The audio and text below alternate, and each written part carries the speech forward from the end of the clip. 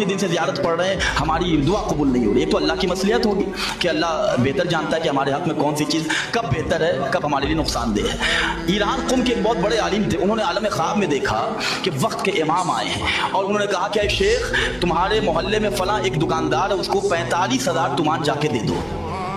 ये सुबह उठे तो इन्होंने आलम ख्वाब में इन्होंने कहा कि भाई ये 45,000 तुमान मैं दे दूँ, ये ख्वाब है, सही है, मैं दे दूँ, कहीं पैसा भी जाए, कुछ समझ में उनको नहीं आया।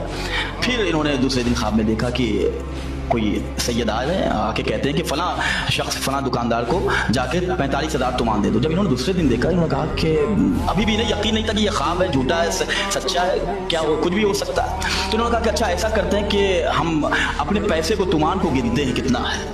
अब जो उन्होंने तुमान गिना तो उतना ही था जितना ख्वाब में बयान किया गया था। अब ये पहुँचे उस जिसका नाम लिया गया था उस दुकानदार के पास। जब इस दुकानदार के पास ये पहुँचे तो इन्होंने देखा कि वो दुकानदार को तो मैं पहले से जानता हूँ ऑलरेडी।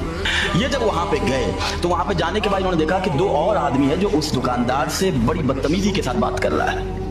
ये उस दुकानदार के करीब और जाने के बाद कहा कि ज़रा सा मैं तुमसे तन्हाई में मिलना चाहता हूँ। उन्होंने पूछा कि तुम्हारे साथ क्या परेशानी है, अपनी परेशानी बयान करो, तुम्हें कोई पैसे की ज़रूरत है। खुददार आदमी था, गैरतमंद आदमी था, उसने अपनी परेशानी बयान नहीं की।